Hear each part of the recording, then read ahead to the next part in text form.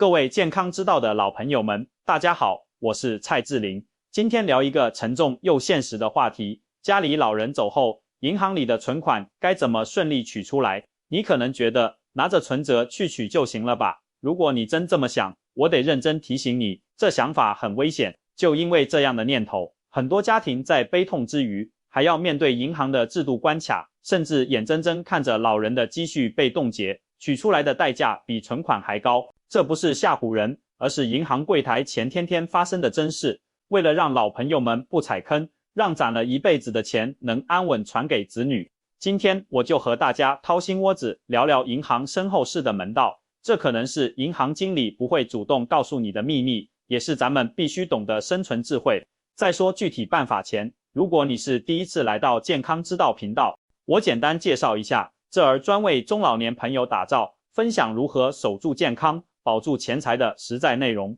只讲真话干货，帮你避开麻烦。如果今天的话题对你有用，请点订阅键，打开旁边的小铃铛，选全部通知，这样以后有关存款安全、养老防骗的重要提醒，你都能第一时间收到。好了，咱们闲话不多说，直接进入正题。为什么我说家里老人走了，千万别火急火燎的去银行销户？为什么在银行那儿，有时候说实话反而会坏事？为了把这事说得透透的，我得先给大家讲一个发生在我亲戚身上的真事，主角就是我表叔。我表叔那个人是街坊邻里公认的大孝子，做人实在的很，规矩了一辈子。前阵子他老父亲因病过世了，老人家走得挺安详，没受太多罪。后事办完之后，表叔忍着伤心收拾父亲的屋子，在老人家床头柜那个带锁的小抽屉里，发现了一本边角都磨破了的旧存折。打开一看，里面还有68000块钱。这对表叔来说，不仅是意外的一笔钱，更是老父亲留给他最后的心意，是老人从牙缝里省出来的血汗钱。表叔想着，父亲人都不在了，户口迟早也得去注销，这存折留着也没用，不如去银行把钱取出来，刚好能补上办丧事花钞的一些费用，剩下的给老母亲买点好的补补身子。于是他带着存折，把父亲的身份证、医院开的死亡证明、自己的身份证和家里的户口本整整齐齐理好，就去了银行。那天银行人不少，表叔排了好久的队才轮到。他把存折和那叠证件从窗口递进去，带着悲伤又很诚实的对柜员说：“你好，我父亲去世了，我来把他这个户头销了，里面的钱取出来。”表叔心里以为柜员多少会安慰一句，然后很快就把事情给办了，毕竟这是亲爹的钱，手续也全。可他万万没想到，柜员一听到去世2个字，脸上的职业笑容一下子收得干干净净，表情变得特别严肃，手指在键盘上噼里啪啦一阵敲，然后抬起头，用那种公事公办的冰冷口气告诉我表叔：“先生，很抱歉，既然存款人已经过世，按照规定，这个账户现在必须冻结，里面的钱您不能取，户也不能销。”表叔当场就愣住了，脑子里一片空白，急得用手直拍柜台玻璃。这是我爸的钱，我是他亲儿子，还是独生子，我身份证、户口本、死亡证明全在这，2密码我也知道，凭什么不能取？柜员只是摇头，重复着那句话：“先生，有密码现在也没用，人一旦过世，这笔钱在法律上就是遗产，银行没法确认您是不是唯一的合法继承人。您必须去公证处办一份继承权公证书，或者去法院拿判决书，证明这笔钱该归您，我们才能解冻给您。”表叔当时就觉得天旋地转，血往上涌。他哪懂什么公证，什么继承权，他就知道这是自己父亲的钱，自己却拿不出来，这到底是怎么了？接下来的大半年，表叔为这68000块钱，腿都快跑断了，气也没少受。他跑到公证处，人家告诉他，办这个公证需要所有第一顺序继承人全部到场，表叔的母亲还在，这好办。可他还有一个早年远嫁外地，几乎不怎么走动的妹妹。公证处说，妹妹也是合法继承人，必须本人回来签字，或者在外地的公证处办委托公证寄过来。表叔费尽周折联系上妹妹，妹妹那边又要请假，又要找公证机构，材料寄来寄去，几个月就过去了。这还不算，公证处还要表叔证明他爷爷奶奶早就去世了，他父亲都80多了，爷爷奶奶那是上世纪中叶就不在了的人，去哪开证明？这一通折腾下来，路费、公证费、材料费，耽误上班扣的工资，林林总总花了快1万块。最后钱是取出来了，可我表叔整个人瘦了一大圈，头发白了好多，心里那股憋屈劲儿，好久都散不去。他后来跟我叹气说：“志玲啊，早知是这样，打死我也不会在银行说那句大实话。我这纯属是自己挖坑自己跳，爬都爬不出来。”听完我表叔这事，相信大家心里都挺不是滋味。咱们一辈子勤勤恳恳，安安分分，怎么到了最后，想拿回自己的钱都这么难，跟闯关似的？这背后的道理，其实是银行为了绝对保护自己定下的一套没什么人情味的规矩。大家得明白，银行不是讲感情的亲戚朋友，它是个要规避风险的金融机构。在银行那套法律思维里，储户活着的时候，他的钱就是他的个人财产，银行只认密码或者认本人，只要有密码或者本人拿着身份证来了，银行就认为是本人在操作，把钱给你，合情合理。但是一旦银行明确知道这个储户去世了，这笔钱的性质啪一下就变了，它不再是简单的存款，变成了法律上说的遗产。一旦变成遗产，事情就复杂了。银行最怕的是什么？是给错了人，然后被卷进没完没了的家庭官司里去。你想想，要是我表叔在银行顺利把钱取走了，第二天他那个外地的妹妹早来了，或者哪个从来没听说过的远房亲戚拿着什么遗嘱出现了，甚至有个债主拿着老人留下的借条上门了，他们质问银行，这钱也有我的份，凭什么让他一个人全拿走？银行，你这是违规操作，你得赔我钱。这个时候银行怎么办？他就得担责任，赔钱，吃官司。所以为了彻底躲开这种家庭内部矛盾可能引来的外部风险，银行就搞了一套简单粗暴但特别有效的免责金牌，那就是立刻冻结。只要你在柜台前说出户主去世这几个关键字，或者你主动出示死亡证明，要求办销户，就等于一下子按响了银行风控系统的红色警报。柜员的第一反应绝不是同情你的遭遇，而是马上警惕起来，在电脑里输入冻结指令，瞬间这个账户就被贴上了只进不出的封条，成了死户。这时候你再说你知道密码，对不起，密码失效了。你想转账，功能关了，你去 ATM 机试试，卡都可能被吞。柜员会用那种没有情绪的语调告诉你，请您提供法律文书证明您的继承权。这话翻译过来就是，你别跟我说你是谁，我不信。你去让公证处或者法院来证明你是谁，出了事他们负责，我不负责。更要命的是，办这个公证是要花钱的，而且不少。公证处不是公益机构，收费一般是按遗产总额的百分比来算，或者一件案子就收几百上千。要是老人留下几十万、上百万，花点钱办手续也就认了。可现实中，很多老人存折里就是平时省下来的一点养老钱，可能就几万块，甚至几千块。为了取这几千块钱，你得让上班的儿女请假扣工资，得让外地的亲戚专程跑回来，得开各种你想都想不到的证明，最后还得交一笔可能占存款一大截的公证费。这么一算账，成本可能比你要取的钱还多。我见过太多子女，最后实在被折腾得没心力了，只能放弃，眼睁睁看着那点钱永远睡在银行里，成了银行的收入。这就是为什么我说，不懂这里的门道，简直就等于把钱白白送给银行，这对老人辛苦一辈子是最大的不尊重。那么，面对这道冷冰冰的铁闸，咱们普通老百姓到底该怎么办？难道就没有一个既合法又省事，还能让孩子们不为难的办法吗？当然有，老蔡今天就把一套黄金取款顺序教给大家。这套方法是很多过来人用眼泪和教训总结出来的，也是银行内部人员心知肚明但绝不会明说的秘密，请你一定要记牢，而且得找个机会清清楚楚地告诉你的家人。这个黄金顺序核心就4个字，先取后销。这4个字字字千金，意思是在老人去世后，在你急着去派出所注销户口之前，在你拿着死亡证明去银行说明情况之前，务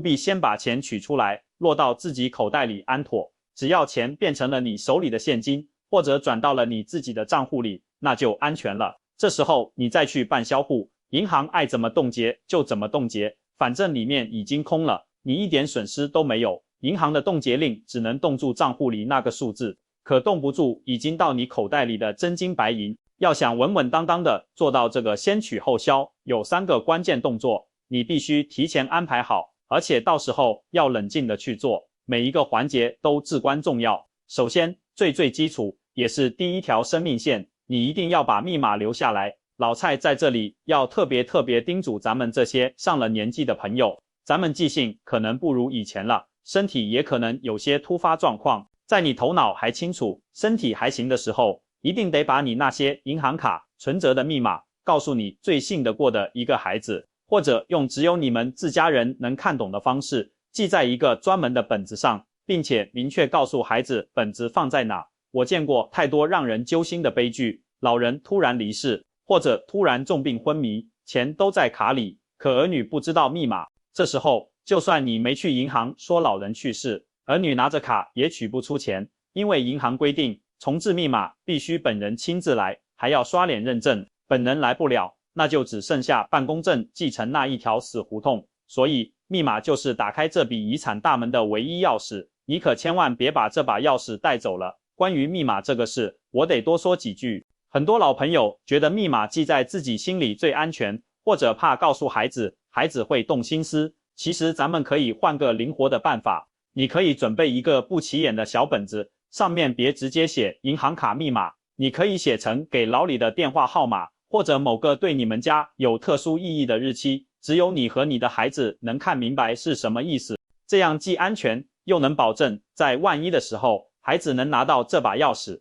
还有，现在密码一般都是6位数，尽量不要用太简单的生日，但也别设得太复杂，把自己都绕晕。这个小本子就是你留给家人最后的一份贴心和方便。其次，第2个动作是针对存款金额不大，比如5万块钱以下的情况，一定要学会用自动取款机悄悄地把钱取出来。如果老人走得突然，家里急需用钱处理后事，而存折或卡里的钱又不超过5万，那就让孩子拿着银行卡直接去街边的自助取款机上操作。记住，是去找那个不会说话的机器，机器是死的，它没长眼睛，没长耳朵，不认人，只认密码。只要卡没消磁，密码输入正确，钱就会吐出来。这个过程你不用跟任何人打交道，不用看任何人的脸色，不用出示身份证，更不用解释这钱是干什么用的。今天取2万，明天再取2万，分几次把钱取干净，这是最安全、最快速、最不会惹来麻烦的方法。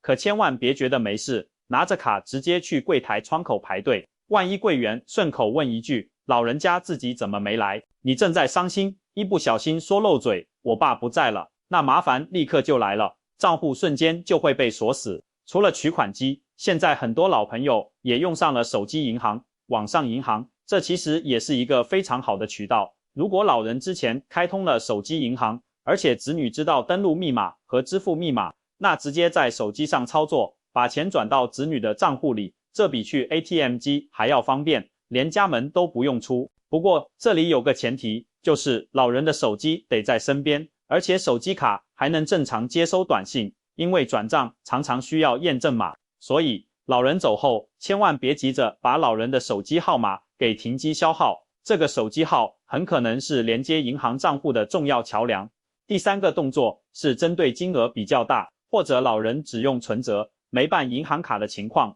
这时候就得学一点柜台话术，要能稳得住。如果存款超过5万，自助取款机一次取不完，或者老人习惯用存折，根本就没卡，必须去柜台办理，那该怎么办？这时候就考验子女的应变能力和心理素质了。去柜台取款，一般需要提供存折和密码，如果是取5万以上，具体看银行规定，通常还需要存款人的身份证和代办人你自己的身份证。请你千万记住，在整个办理过程里，绝对不要提去世这2个字，这是最大的禁忌。如果柜员问你，老人家怎么没自己来呀？大额取款按规定最好本人来办，你千万别慌，要表现得自然一点。你可以说，我爸年纪大了，腿脚不利索，下楼特别费劲，在家歇着呢，让我来帮他取一下。或者说，老人家住院了，医院等着这笔钱交医药费呢，挺急的。只要你有密码，有双方的身份证，说的理由合情合理，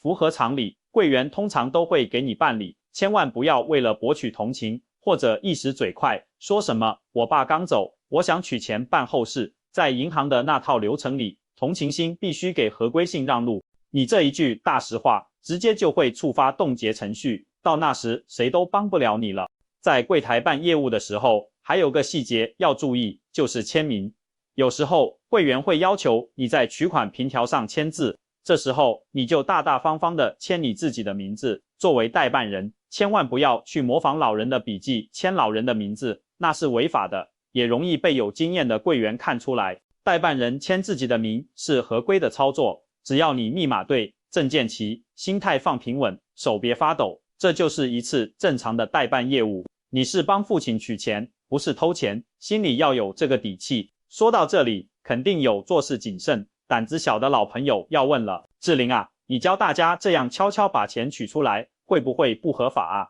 以后会不会有后遗症？银行会不会来找后账？这个问题问得特别好，这也正是我接下来要重点强调的特殊情况。这套先取后销的方法虽然好用、高效，但它有一个绝对不能忽略的大前提，那就是家庭内部要和睦，没有遗产纠纷。如果你家里兄弟姐妹关系很好，大家都孝顺，事先商量好了这笔钱用来处理后事或者平分，那你用这个方法一点问题都没有。法律并不禁止继承人之间自行协商处理遗产，只要所有有继承权的人都同意，银行根本不会多事来追究你是不是提前取了钱。对银行来说，钱被取走了，账户空了，他的责任也就了结了，他反而省心了。但是请注意这个但是，如果你家里的情况比较复杂，比如兄弟姐妹之间为了财产早就有了矛盾，面和心不和，或者家庭里有继母继子女的关系比较微妙，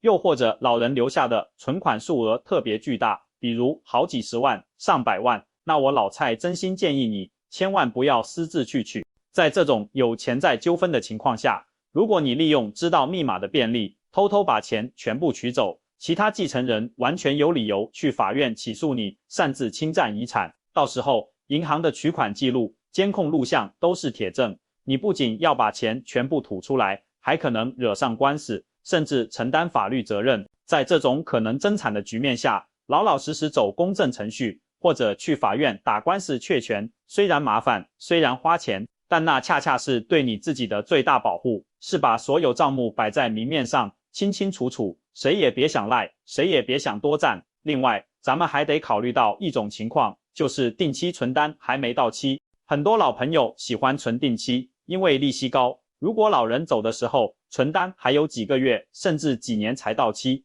这时候要是提前支取，利息就只能按活期算，那损失可就大了。在这种情况下，更要活用咱们的先取后销策略。如果子女知道密码，完全可以耐心等到存单到期的那一天，再去银行连本带利一起取出来。因为银行系统并不知道户主已经不在了，只要你不去柜台触发那个销户或遗产指令，这张存单在系统里就是有效的。但如果你早早的去说了，银行就会立刻给你做结算，哪怕明天就到期，今天取也只能算活期利息，这得多冤枉啊！所以保管好存单，守好密码，等到期再取也是一种智慧。还有一点要提醒大家，就是老人的身份证千万别急着处理。在办完丧事后，老人的身份证不要马上剪掉、销毁或者轻易上交，在处理很多后续事情，比如取款、房产过户、保险退保等等，都可能还需要用到老人的身份证原件。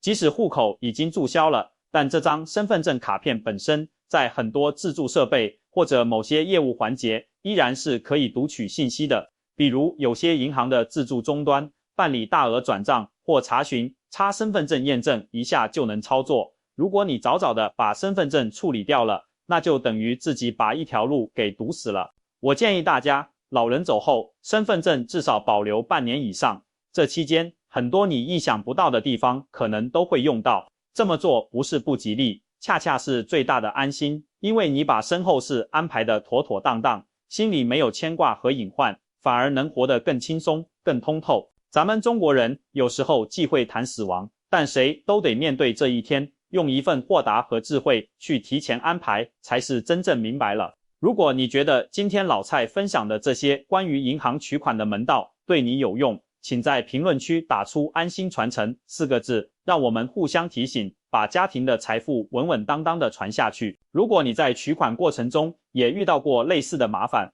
或者有更好的经验，非常欢迎你在评论区留言分享，你的每一句话都可能帮到另一位正在发愁的老朋友。我是老蔡，一个真心实意为咱们中老年朋友着想，愿意帮大家看清规则，守住钱袋子的老朋友。请一定订阅健康之道频道，打开小铃铛，我会一直在这里陪着大家，一起看懂生活的门道，过好咱们安稳顺心的晚年日子。感谢你的收看，咱们下期再见。